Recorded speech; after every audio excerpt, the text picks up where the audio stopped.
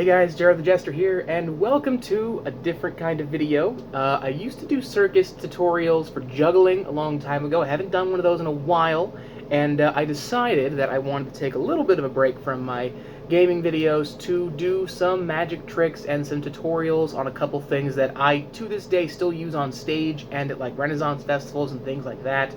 But just like my gaming videos, it is time to promote an artist, and this one, most appropriately, is for Wacky Zach's Magic. It is a great little magic shop in Arizona that currently doesn't have a physical location, but the owners are wonderful people. I have bought numerous props from them. They have taken loads of my money for props as small as this to as large as like sword boxes and tip trunks, and my apartment is practically a magician and circus museum in like more than half of it, with the stuff that I have all over the place. One of my favorite things I ever got from their store as a birthday gift, actually, was this right here. It's one of my favorite magic tricks, and it's called the Cups and Balls.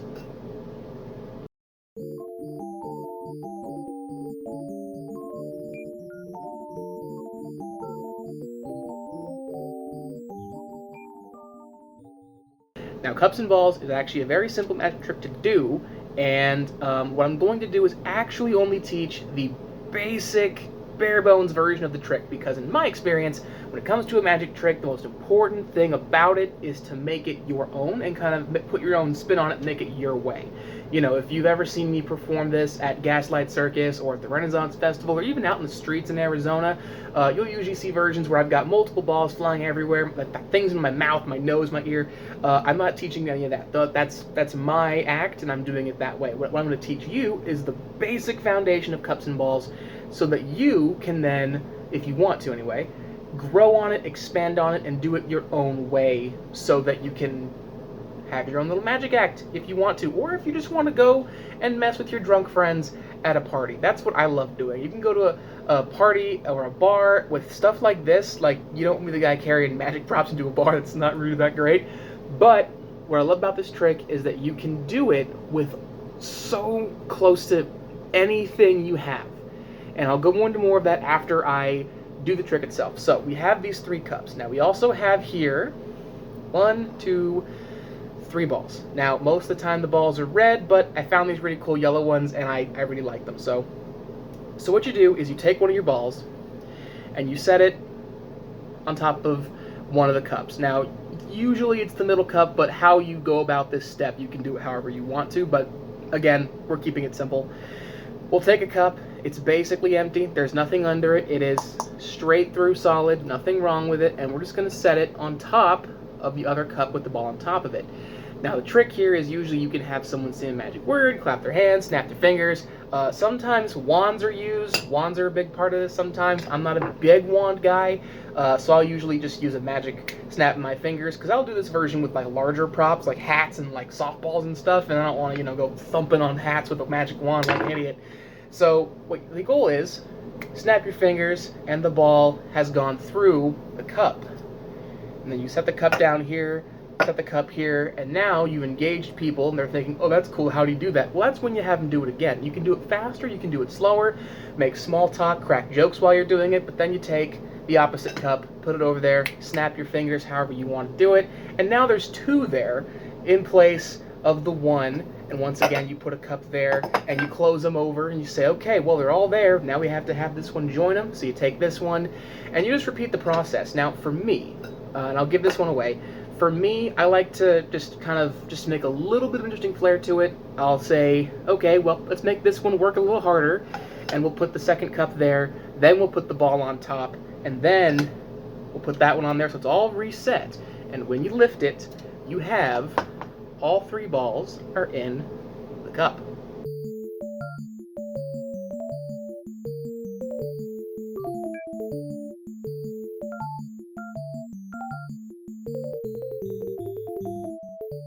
So, how is it done?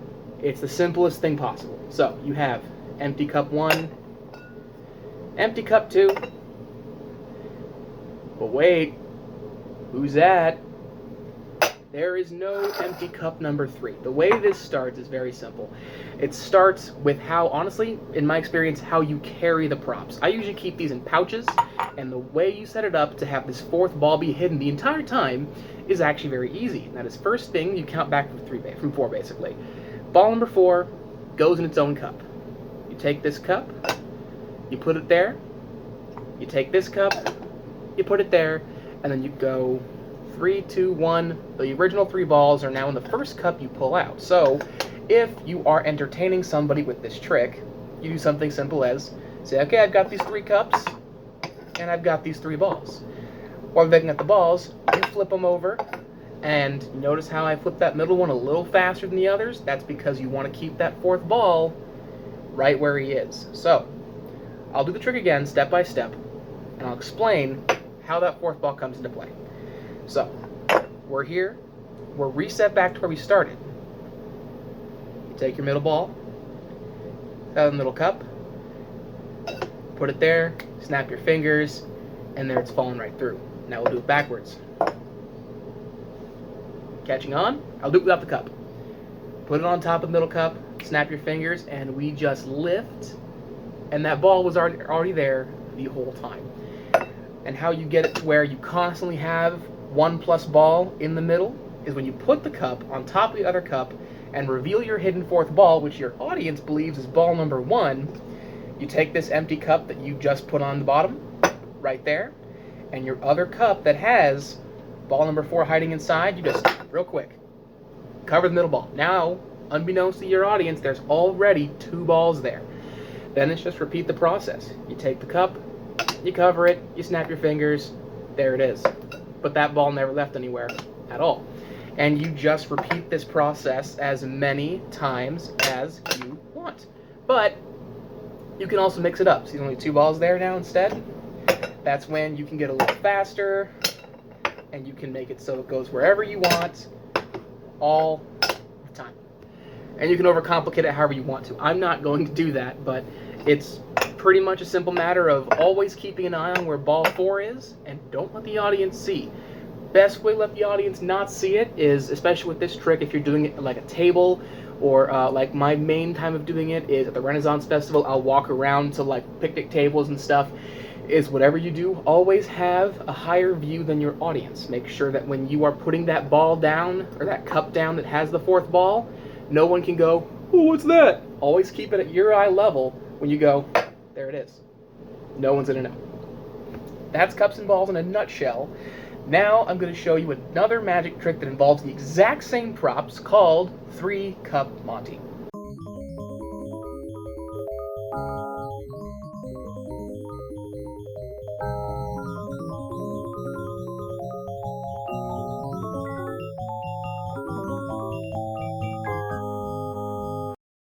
So, ThreeCup Monty is, it's a magic trick. You can use it as a magic trick, but being entirely real, it's more gambling than magic, but that's where magic is kind of, you know, it's a trick. It's a magic trick. Part of your job is to hustle the person you're talking to. So for non-gambling purposes, I am not emphasizing anyone go street hustling with this trick.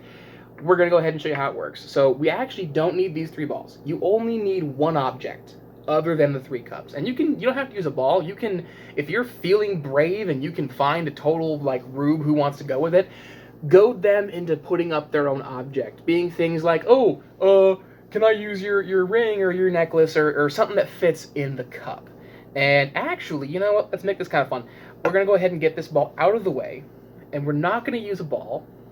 I'm going to use my engagement ring, just to keep things interesting.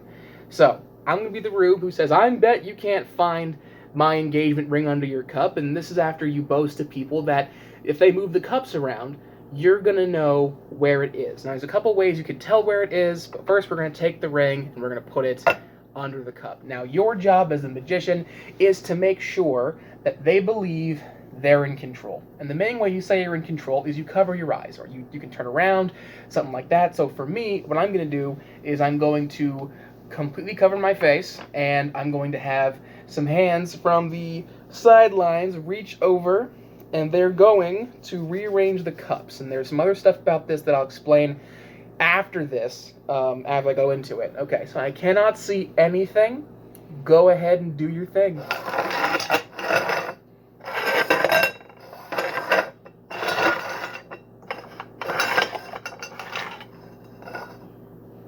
Okay, good? Good. Cool.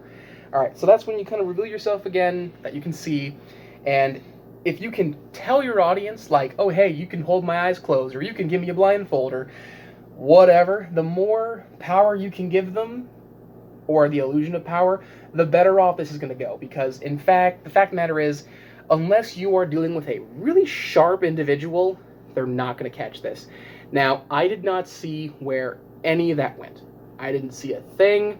It has nothing to do with special hearing or any of that stuff, or anything sensory. It's actually a lot easier than that. And what I like to do, and this is the one time I will bring in a wand, is a little bit of theatrics helps, where you try and play it up a little bit. Find out, where's the ring? Is it over here? Is it over here? Is it, oh, it's here. And there it is. Now, how did I find it? Easiest thing ever. It is as simple as marking the middle cup. You always start ThreeCup Monty with your object in the middle cup, and use a cup that has a mark. See, for me, what I'll do, and I'll try and put this here, is there's a little black line at the very end of the cup there. Yeah, you see that right there? That's what I use. You can use a little X, you can use a scuff mark. I have a set that I actually took out backstage at the Renaissance Fair. I scuffed it a whole bunch all over some fencing, and then I did one specific scuff off of the fence that made it look unintentional, but I would always know it. And it was simple as just a big X, or, you know, a circle or a square, or just something you will always remember. Now, a couple things you're going to run into with this trick, and it's the same thing with any close-up magic, especially in this day and age where everybody thinks they can Google something and become a fucking genius at it. It is with the smartasses. They happen, they're going to happen, you're going to get them, and what they love to do is they love to, you know, lift up the cup without you noticing, take the object away, close it, or if they're smart to it, they'll rotate things, you know, so you can't see where your mark is. There's so many different ways to do this trick that people tend to be more inherently paranoid about them getting it wrong and you outsmarting them with a magic trick, because people can't stand that happening to their egos.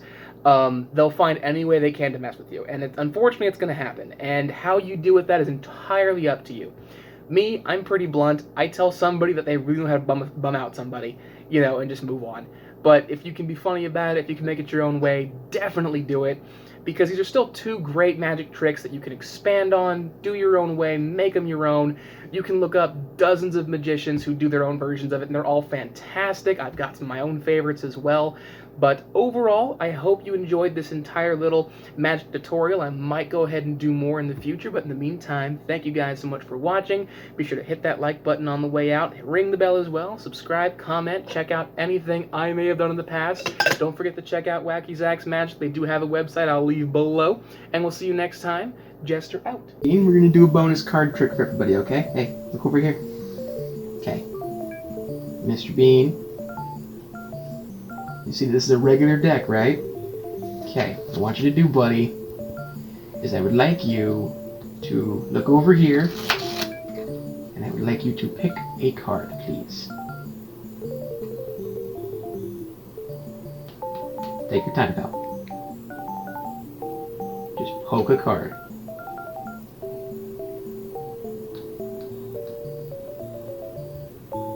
He's thinking about it. He's taking his time, which I appreciate.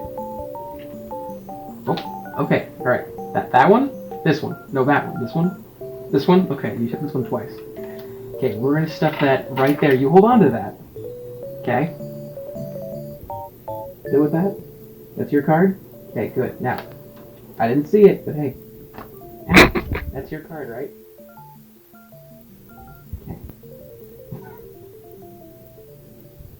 You didn't show the card to everybody. Okay, you want to use this one now. That's fine too. Okay. This is the card he picked. I'm going to put it right in here. Okay? Okay. Now he's going to find it again. Okay. Ready, Bean? Okay. Where's your card?